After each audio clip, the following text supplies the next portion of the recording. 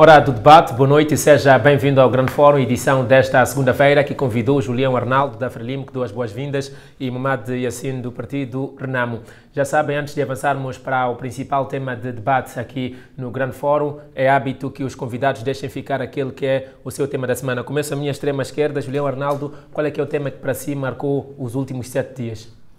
Bom, boa noite, Moçambique, boa noite, colegas do painel.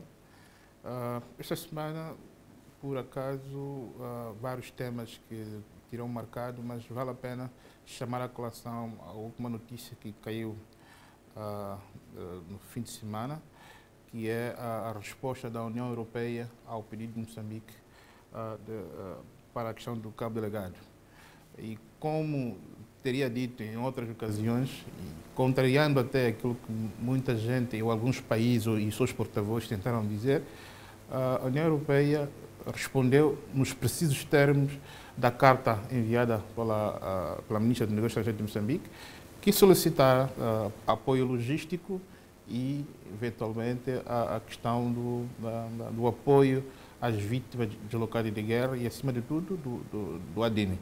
E colocando de fora a hipótese de envio de militares, porque este não era um assunto que constasse da carta, daí que quero já congratular-me pela clareza e nobreza que a União Europeia, e a rapidez, acima de tudo, que a União Europeia respondeu à carta de Moçambique, e esperar que nos próximos tempos a ajuda que Moçambique pediu venha acrescentar elementos às nossas forças de defesa e segurança, acima de tudo, de respeito ao desenvolvimento da zona norte de Moçambique. Muito obrigado pela oportunidade e, mais uma vez, cumprimentar meu colega de painel, a si, e a quem nos vê ou escuta de casa. Para mim, o fato da semana que merece a nossa reflexão é um incidente que aconteceu em Inhambane, na qual o presidente Ossuf Mohamed foi impedido de exercer a sua atividade política. Os locais onde previamente tinham sido garantidos como locais para o seu comício foram, na última da hora, revogados. Isto porque houve uma pressão de membros séniores do Partido Frelimo para impedir que o presidente Ossuf Mohamed pudesse fazer o seu trabalho político naquelas instâncias hoteleiras. É preocupante, na medida em que no mês passado o engenheiro Davis Simão, também presidente do partido MDM, passou pela mesma situação na mesma província, com a mesma justificação, e levanto isto como um assunto de debate se estamos seguindo para um processo de reconciliação e liberdade política constitucional de cada uma das pessoas.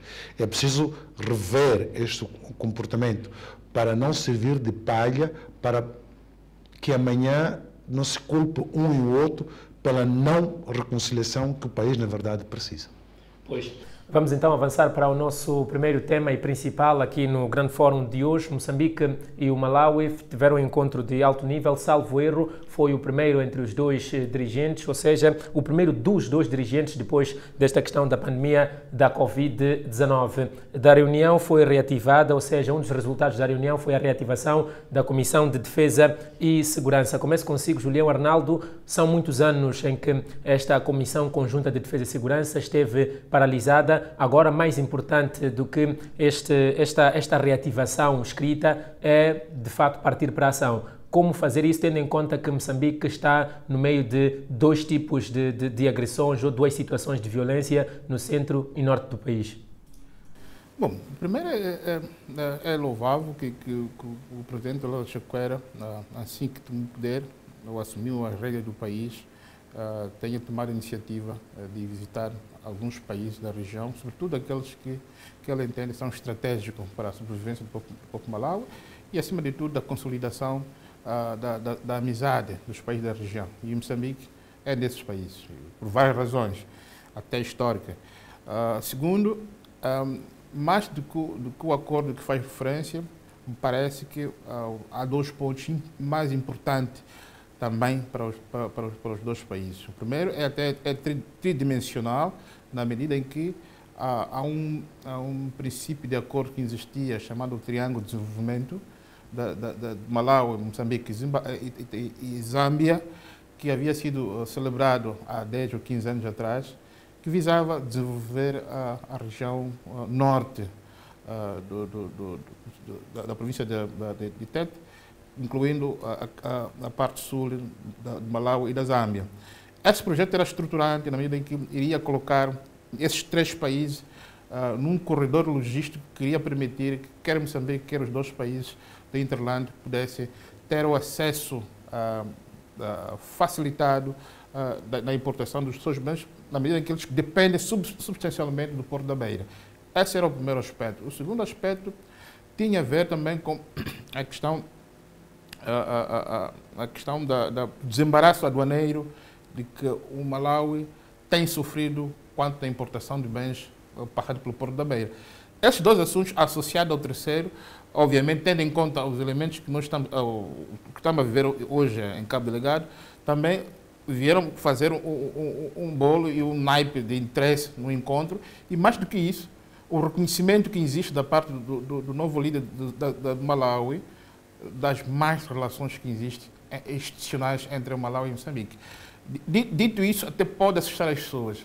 A relação com Moçambique nos últimos 20, 30 anos não são boas, sobretudo nos últimos 15 anos. Então, havia necessidade houve necessidade da parte do lado da Chakwera em normalizar a relação, que é na região, primeiro, mas também com aqueles países, sobretudo como Moçambique, que tem o grau de dependência para a sobrevivência do Malawi, se tivermos em conta que 90% do que o Malawi vive passa do Porto da Beira. Razão pela qual chamava a atenção a questão de desembaraço aduaneiro e agora associado ao facto de Moçambique estar a sofrer agressão em Cabo Delgado e haver informações de que a parte de pessoas que vão a Cabo Delgado passam pelo Malawi, dada a porosidade das fronteiras que existem entre os países, e havia necessidade de reforçar essa comissão com vista a fortificar não só a relação de Moçambique e o Malawi, mas também com vista ao ponto de vista regional. Daí que esse encontro promovido em Moçambique pelo presidente Nyusi, recebendo ao lado da Chakwera, num primeiro encontro, e não só, é preciso lembrar as pessoas que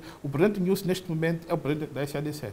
Elásio Chakwera é o vice-presidente, ou seja, será quem irá receber a pasta do presidente Nyusi no próximo ano, quando a cimeira da declaração. Então, há um conjunto de informações que o presidente Nyusi e o Elásio Chakwera, como estadista dos dois Estados, tinham que trocar, e, acima de tudo, o aspecto econômico, acho que pesaram mais para a reunião que teve lugar em Tete.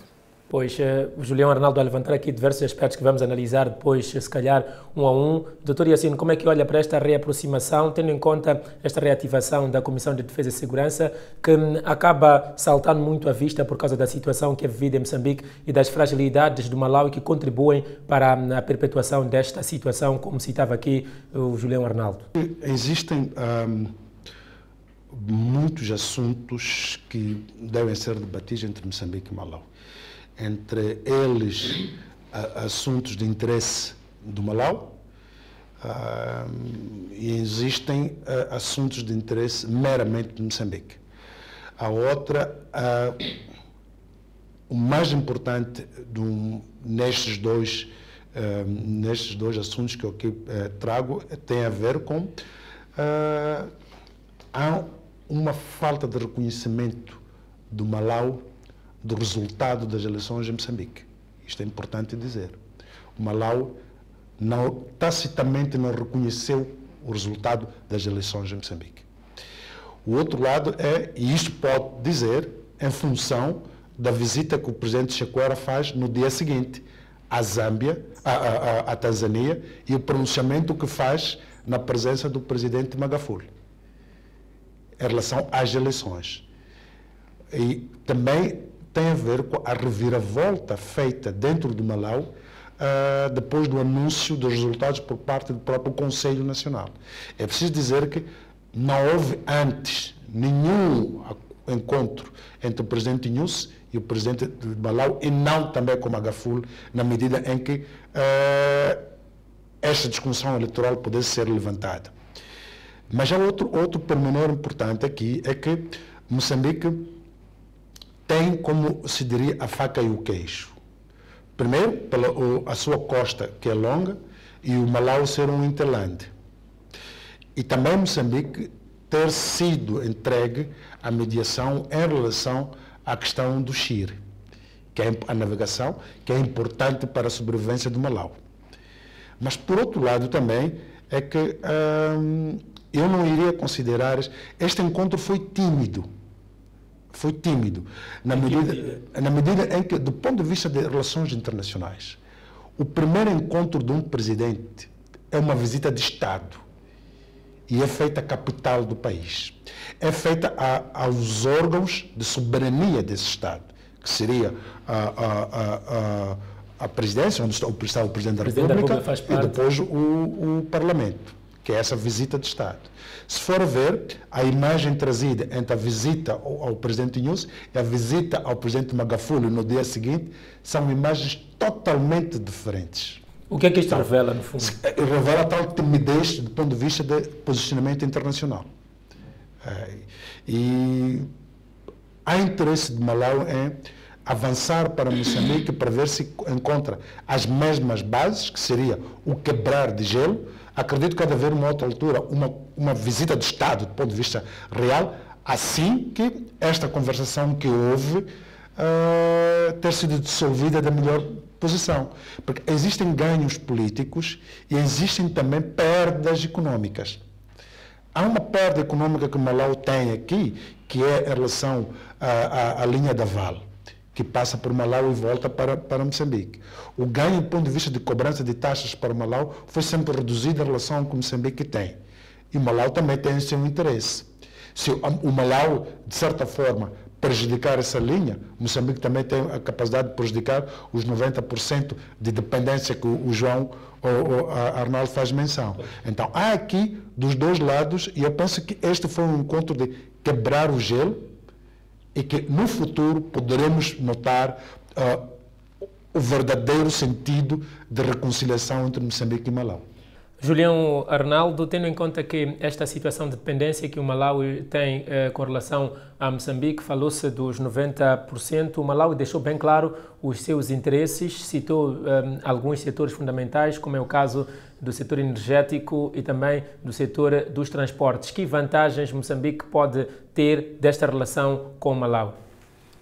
Bom, as vantagens já existem, desde sempre. O que vai acontecer neste momento é que o Malawi encontra-se num momento difícil do ponto de vista da necessidade de melhorar o volume de importações, e chamava a atenção na minha primeira intervenção a necessidade de Moçambique flexibilizar o desembaraço aduaneiro, que tem sido um calcanhar daqueles na perspectiva do Malawi. Este encontro informal foi o momento para colocar essas questões, para que o Malawi pudesse também ter esse conforto, porque, querendo como não, o Porto da Beira, neste momento, é o seu principal ponto de entrada e de saída dos seus produtos. Este é um lado.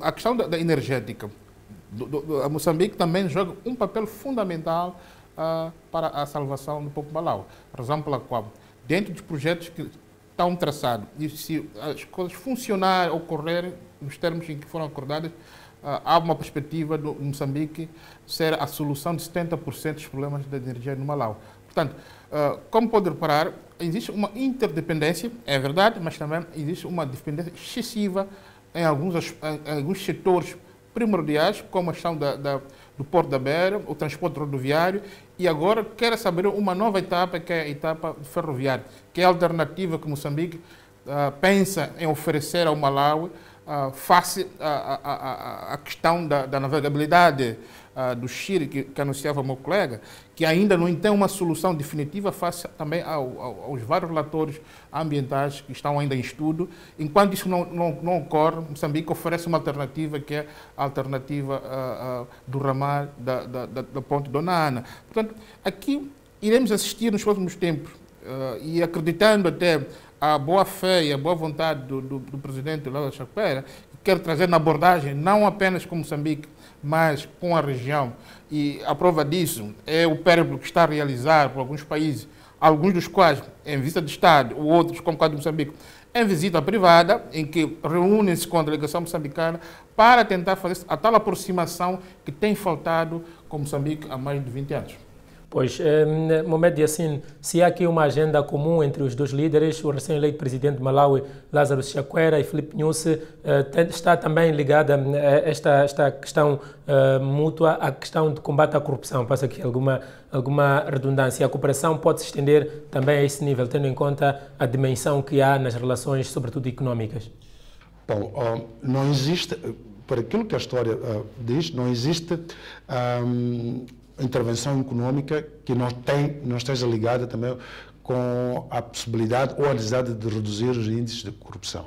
Mas eu olho também a outra questão que nos saltou ao de cima, é que repara que no início da pandemia, moçambicanos foram mortos no Malau, até acusados, alguns deles, de serem eles os transportadores do vírus para o Malau. Inclusive um militar moçambicano, que foi morto no Malau. E por outro lado também, em Dzedza, o governador, o administrador nessa zona do Malau, passou uma informação na qual dizia que nenhum moçambicano doente pudesse ser tratado naquela região, tendo em conta que o Malau só teria a capacidade de tratar o seu próprio povo e isto fez até com que o ministro da Saúde moçambicano deslocasse a fronteira com o Malau. E por outro lado também nós temos a questão dos etíopes que atravessaram do Malau e que 69 perderam a vida em Tete, que é uma questão também de difícil resolução, porque há aqui uma questão internacional que é importante, é que quem que devolve estes para o seu país? É o Malau que permitiu a sua passagem para Moçambique, ou Moçambique, o local onde que eles vieram perder a vida, tendo em conta que ambos os partidos são signatários do protocolo internacional no que diz respeito a refugiados. Então, este também é um assunto que esses dois países nunca sentaram para discutir. Ou seja, nunca houve um encontro a alto nível para discutir questões de extrema necessidade, do ponto de vista de protocolos internacionais e, por outro também, do ponto de vista de segurança de ambos os países. É preciso também dizer que na troika da SADC, quando se debatia a questão de Cabo Delgado, Malau foi um país sem posição nenhuma. Ou seja, não tem sim, não tem não. Muitas das vezes tem a ausência. E a ausência de Malau é considerada como resultado da reconciliação que tem com a Tanzânia. Mas é preciso olhar que há um posicionamento político de raiz, entre esses dois países em relação aos restantes países da SADC. Há um alinhamento do ponto de vista do posicionamento. Sempre não ter que dizer que, o partido que está agora no poder no Malau é um partido que nunca esteve de boas relações com o partido Frelimo deste lado de cá e de certa forma... Se calhar este encontro mostra alguma maturidade... Sim, por isso que eu dizia que é um encontro de timidez de ambas as partes, mas que em resultado daquilo que lá sobressair, poderá definir o que vai ser os próximos. E há outra questão também que é preciso dizer, e a possibilidade da junta militar também usar o Malau como uma das fontes da alimentação de suas ações. É importante que Moçambique também estanque essa possibilidade, não só olhando para a insurgência de Cabo Delgado que vá para atacar Malau também no futuro, mas também a possibilidade do posicionamento anterior do Malau em relação ao partido no poder cá ser aproveitado pela junta militar para poder ter assistência de Malau. Existem muitos assuntos congelados entre Moçambique e Malau que devem ser debatidos até do ponto de vista de Estados em encontros alargados, porque existem em cada área questões fundamentais para resolver. Falamos aqui da questão da energia. Tanto para Malau como para Moçambique, um negócio de energia é importante. Por quê? Porque Moçambique vende energia para a África do Sul, vende energia para Zimbábue. Zimbábue há 10 anos que não paga energia a Moçambique. E, infelizmente, Moçambique tem que comprar a energia da África do Sul, a mesma que vende.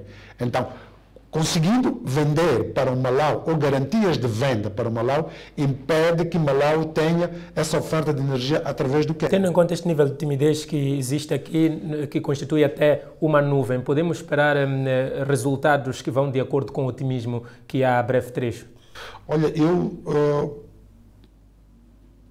tenho também acesso a alguma informação através do partido no poder no Malau, tendo em conta que a Renamo e o partido no poder no Malau fazem boas relações e fazem parte da Westminster, na qual eu represento a Renamo nas reuniões de Marrocos. Então, é de lá também que eu faço a avaliação daquilo que é a possibilidade de ou não. Mas há possibilidade, é o que lhe pergunto. Sim, há possibilidade, porque ambos os países estão em dependência. Pois. Julião Arnaldo, faço-lhe a mesma pergunta, tendo em conta esta relação que há aqui de muitos assuntos que há por resolver, pode-se prever resultados a breve trecho ou nem por isso é preciso que haja este exercício profundo de reconciliação entre as duas nações que ficaram sem contacto, apesar de estar aqui perto, sem contacto de alto nível por muito tempo? Eu penso que o contacto sempre existiu.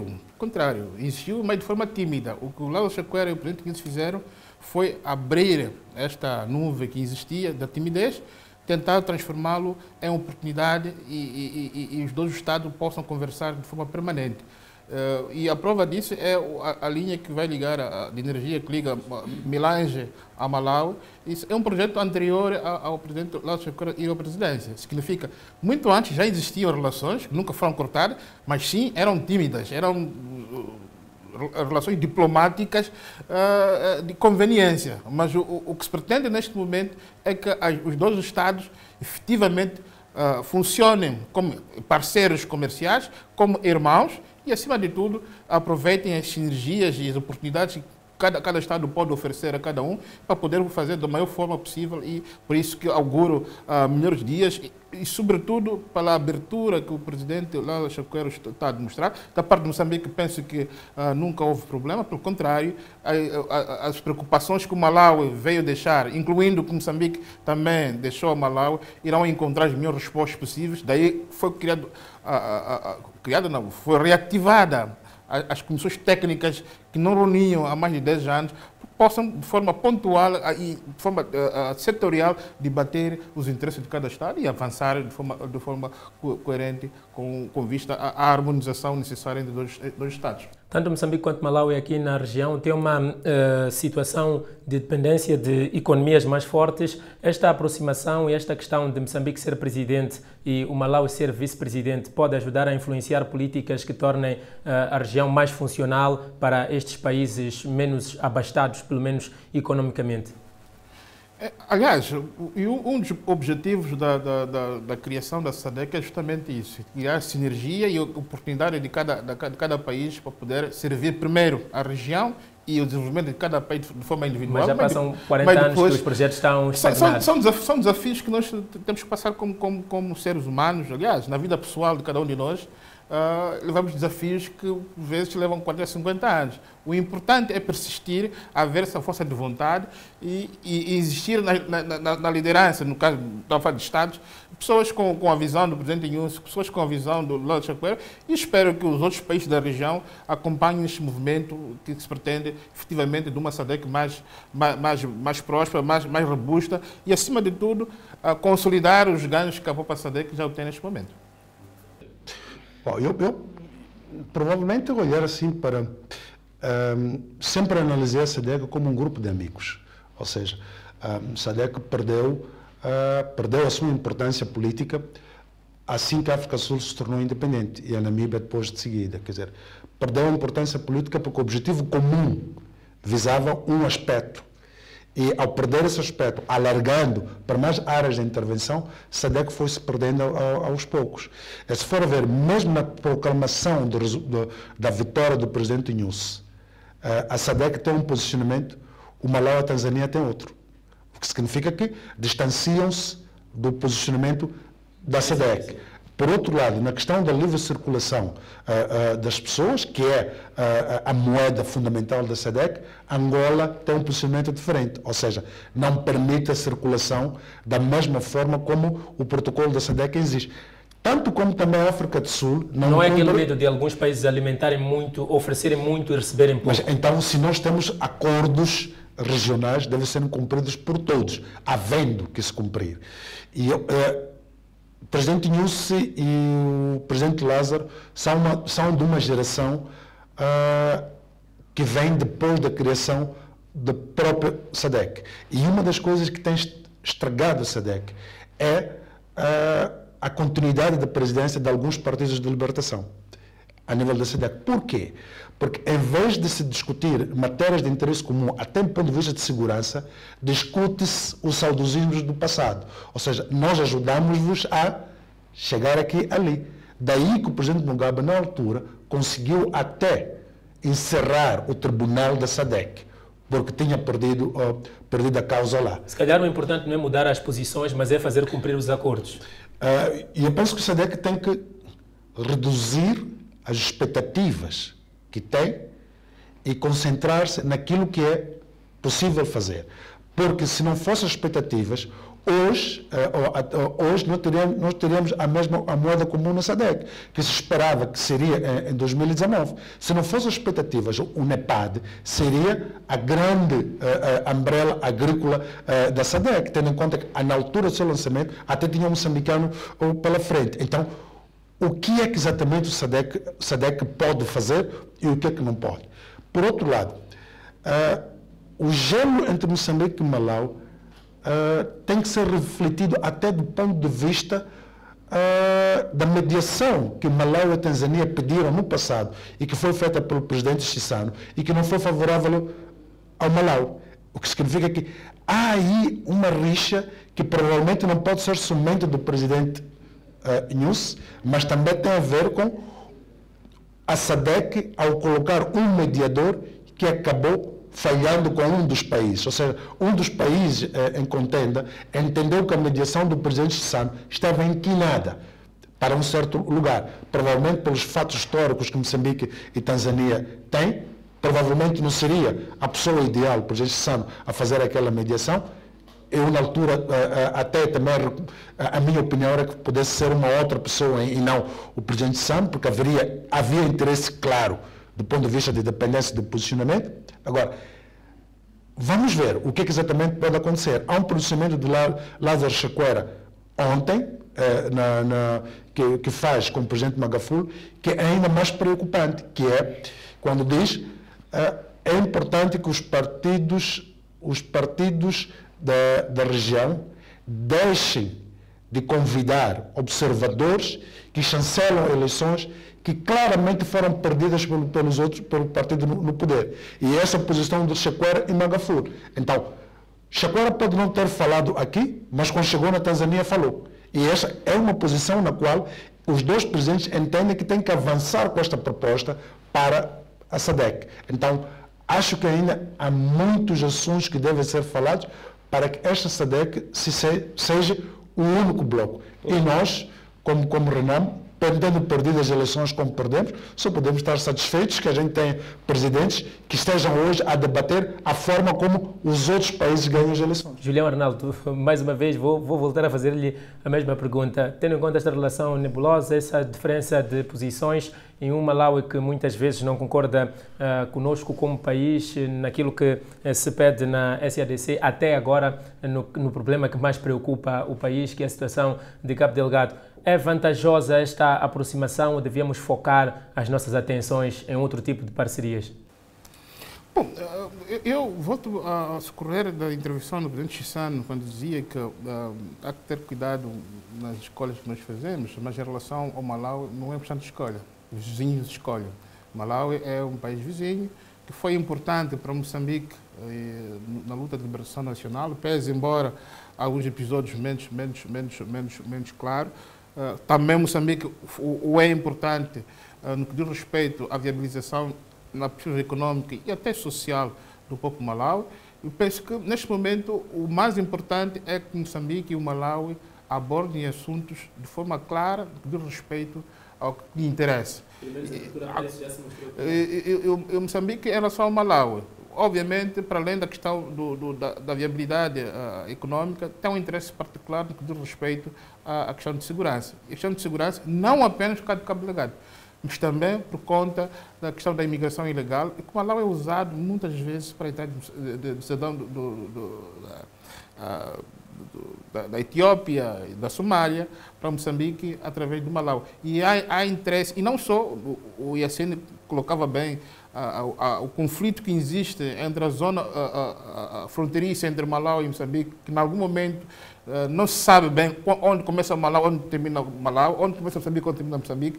E há necessidade de fazer essa delimitação para que esses conflitos fronteiriços não voltem a acontecer, sob pena, de facto, agravar ainda mais a tensão que existe entre os dois Estados no que diz respeito à delimitação de fronteiras. Mas também, no que diz respeito à questão da segurança em Cabo Delgado, o Malawi também tem interesse de saber de Moçambique, superando o Malawi a médio e curto prazo, poder ser atacado. Há informações claras de que uma das facções da Al-Qaeda está a movimentar-se para o continente africano, e em particular a região da Tanzânia, em Moçambique e Malawi. E ninguém sabe, se hoje estão em Moçambique, nada impede que amanhã esteja no Malawi. Então, há toda a necessidade, quer do Malawi, quer de Moçambique, do ponto de vista de segurança, do ponto de vista econômico, concordar nos aspectos que é preciso concordar e discordar, obviamente, daquilo que não é preciso discordar. Por exemplo, a questão da navegabilidade do Rio Chile. Moçambique, por razão alguma, poderá aceitar a cega enquanto não houver a clareza na importância e, acima de tudo, naquilo que pode prejudicar Moçambique. Daí que o Malawi poderá, faço o termo, espernear quando, como quiser, no que diz respeito à navegabilidade, até encontrar razões para inviabilizar alguns aspectos, tendo em conta que Moçambique também depende de alguns aspectos a Malawi, mas isso não é importante. O importante neste momento é que, no tocante aos aspectos estruturantes, do qual Moçambique e o Malawi se identificam, e cada um dos países tem vantagem, deve-se acordar e tentar encontrar a melhor solução naquilo que divergem. Obrigado. Vamos para uma breve pausa, não saia daí, nós voltamos dentro de instantes. Até já.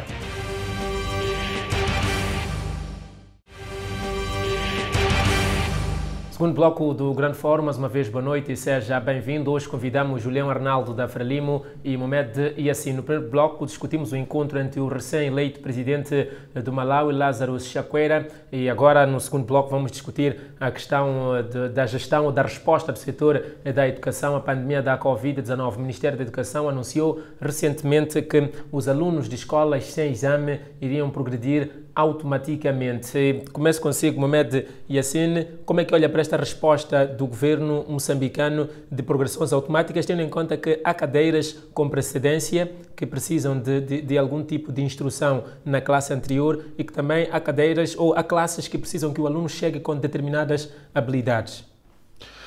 Bom, eu penso que, primeiro, é que só existiam três possíveis respostas.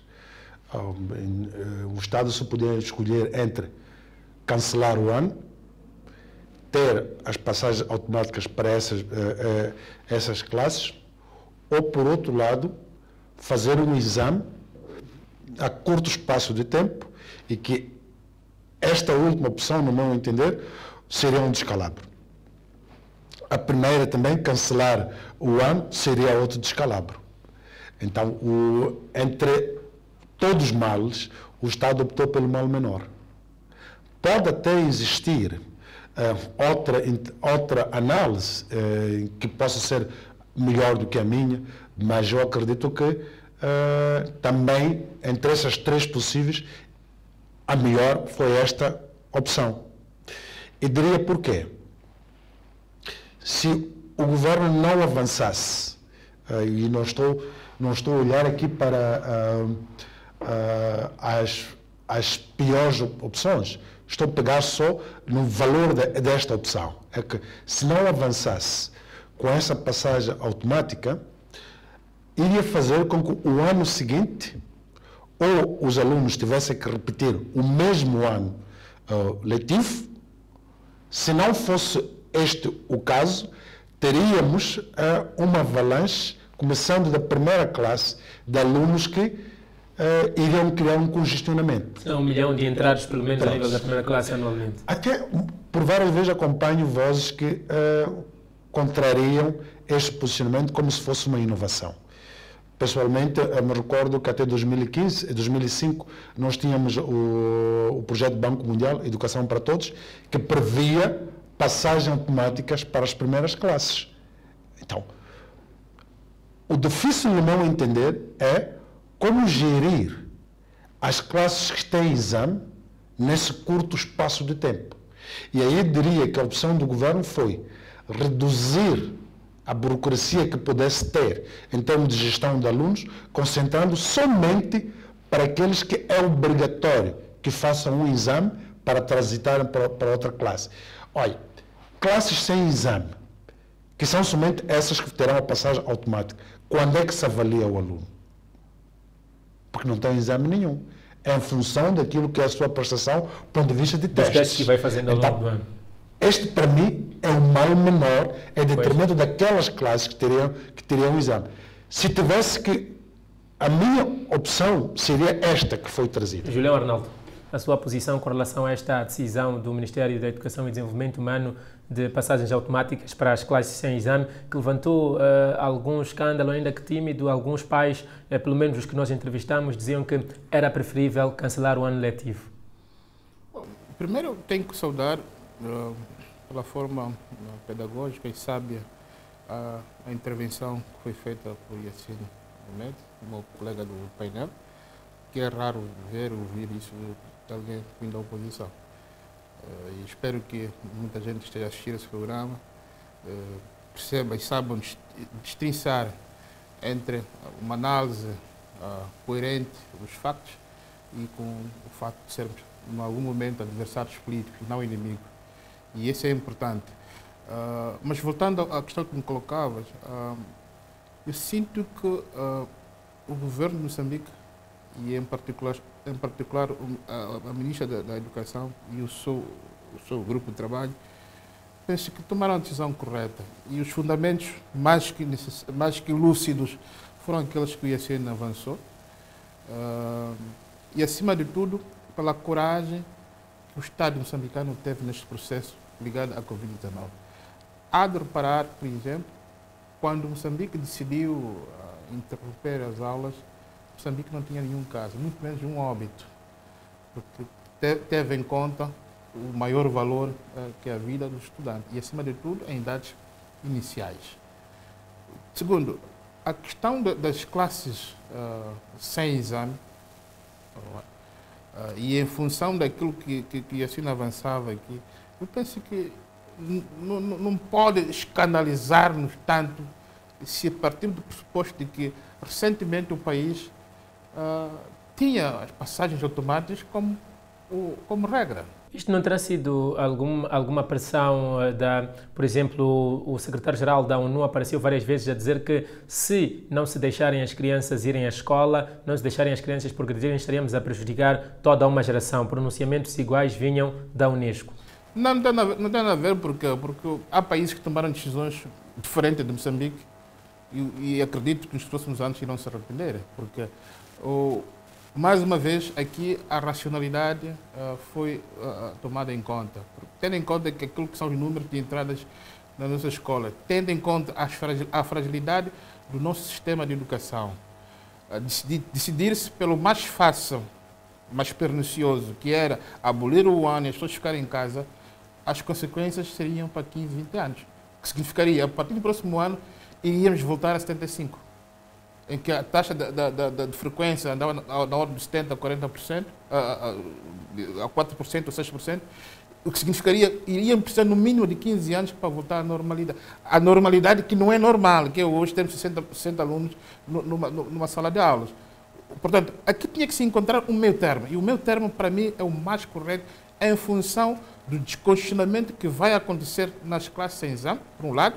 Por outro lado, a responsabilidade que o Estado e o governo de Moçambique tomou no que diz respeito às classes com exame, com vista a reduzir a carga horária que eles tinham, com vista a fazer o apuramento ou a certificação das competências e habilidades técnicas para transitar noutra classe. Isso parece que foi uma decisão sábia e que, infelizmente, em Moçambique começa a ter essa escola falar-se mal ou criticar-se tudo e por nada. Por isso, aproveitar este momento em concreto para saudar a decisão tomada pela Ministra da Saúde, da Educação, que me parece a mais adequada e ajustável face àquilo que ninguém, neste caso concreto no mundo, conseguia ou pode conseguir prever qual seria o comportamento homogéneo em relação não só ao setor da educação, mas também de respeito à tomada de decisão. E essa decisão me parece ser a mais ajustada.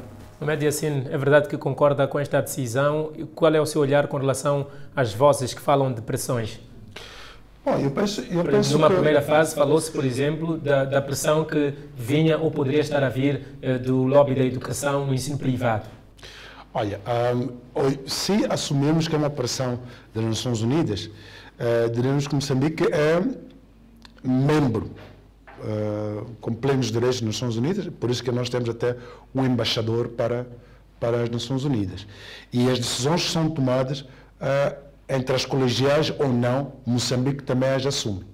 Se nós estamos a dizer que a Organização Mundial de Saúde tem as suas recomendações e Moçambique também vai assumindo as recomendações, enquadrando-as para a sua realidade, o pronunciamento do Secretário-Geral das Nações Unidas em relação à educação deve ser observado na vertente de que aquilo que for positivo vamos adequar, que não é qualquer convenção ou protocolo internacional.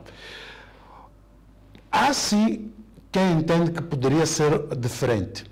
Como eu disse, eu vi aqui três possibilidades e acho que o governo optou por aquela que, no meu entender, é a melhor. Mas aqueles que acham que poderia ser diferente, como alguns pais dizem, que preferiam ver o seu aluno repetindo a classe, provavelmente não reparou que, mantendo o seu filho naquela classe, impede que o filho do outro esteja naquela classe. Porque há aqui uma questão que é egocêntrica em relação ao meu filho, que eu acho que ele deveria manter-se naquela classe, esquecendo que há o filho do outro moçambicano que precisa estar naquela classe, na qual o seu filho tem que vagar.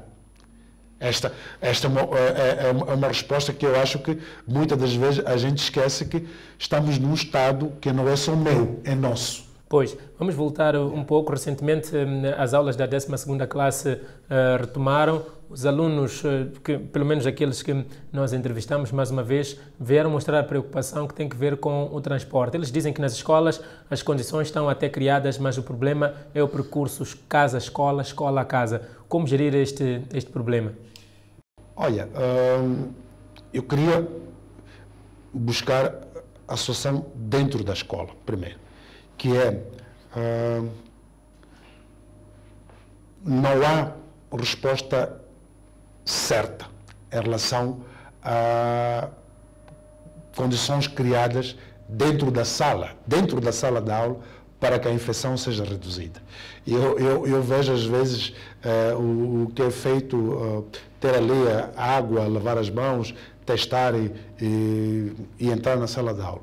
Nos alunos, mas nunca vi assim que aparece ali o professor também a passar pelo mesmo procedimento.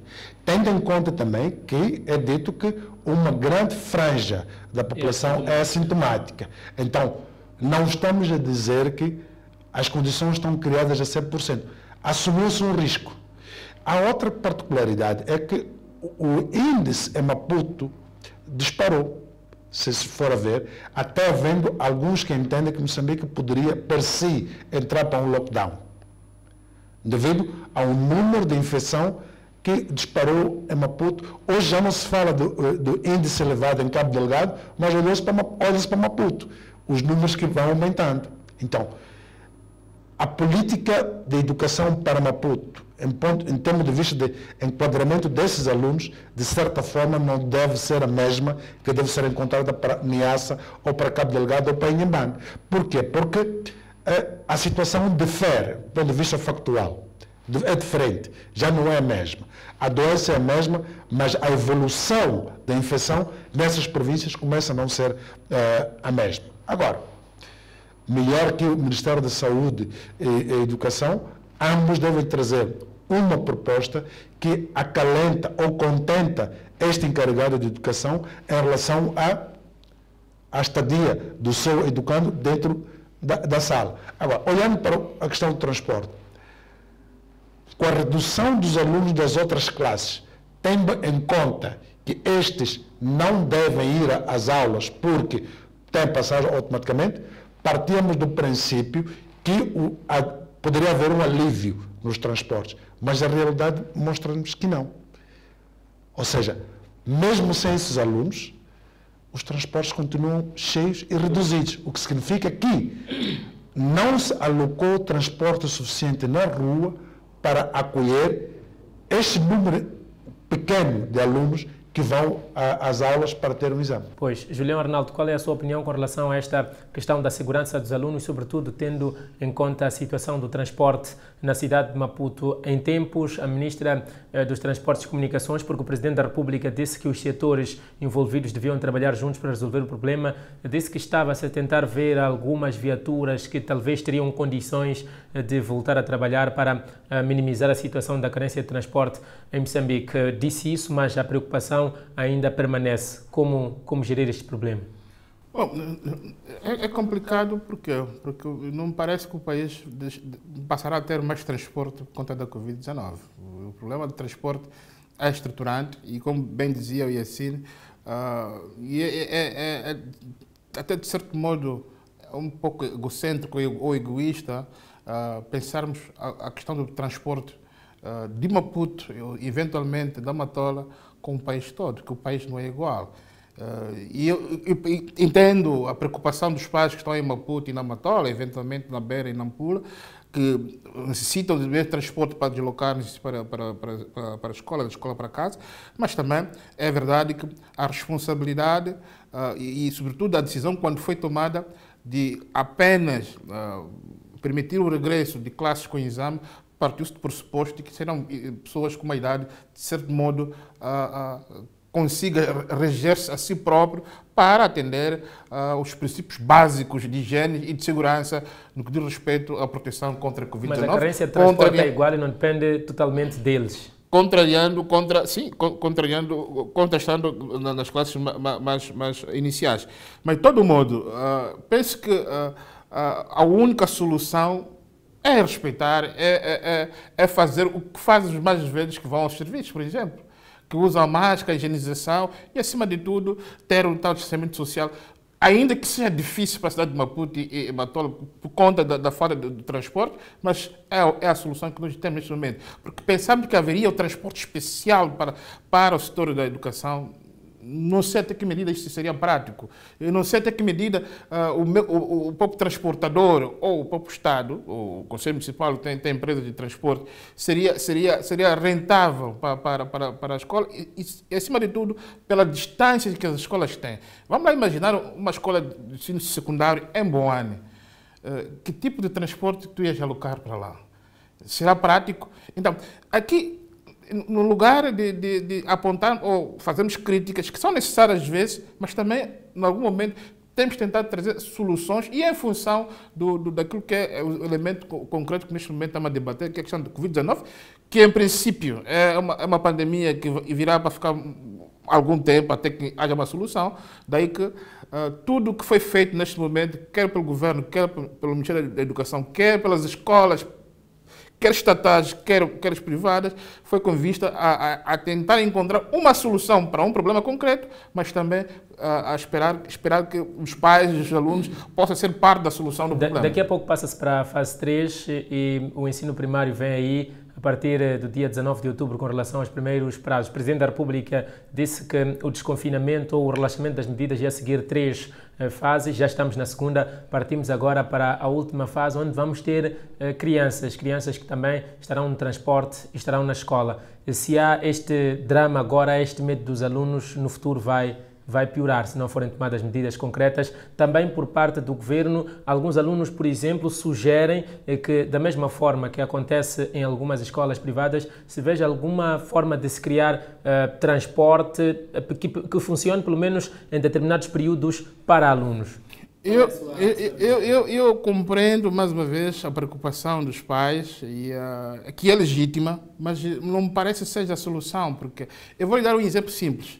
A Espanha, sexta-feira passada, decretou o estado de emergência para Madrid. Madrid é um centro metropolitano da Espanha, com todos os meios de transportes possíveis, com todas as condições. Depois revogou.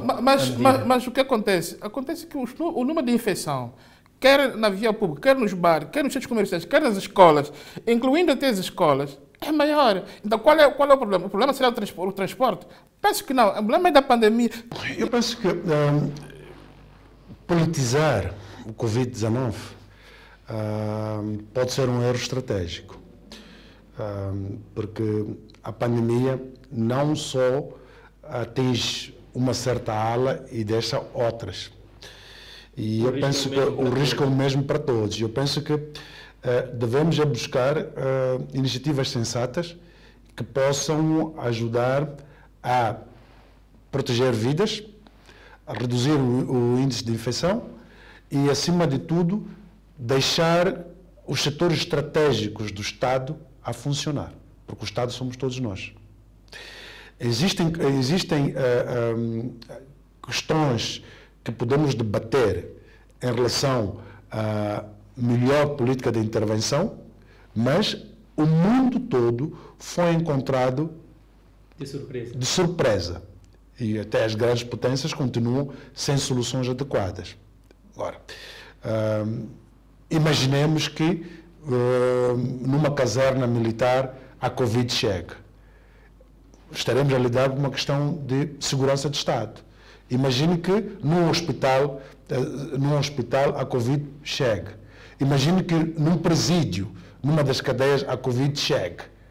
Estamos a falar de questões que podem mudar, do ponto de vista de segurança do Estado, aquilo que é o atual panorama. Mas discutimos a educação primária como um fator principal vis-à-vis a vida, e eu penso que não seria fazer política. E nós não estamos muito interessados em contrariar, sabendo que não há uma solução melhor. Então, existe quem está a lidar com a questão da educação de saúde, enquanto continuar a reduzir o índice de mortalidade pela Covid, então o Estado no seu todo deve estar unido para tal. Pois bem, muito obrigado, Julião Arnaldo, muito obrigado, Mohamed Yassine, por terem estado connosco neste grande fórum. Muito obrigado a si de casa que esteve a acompanhar-nos durante esta 1 hora de debate. Nós voltamos na próxima segunda-feira, pontualmente às 20h30.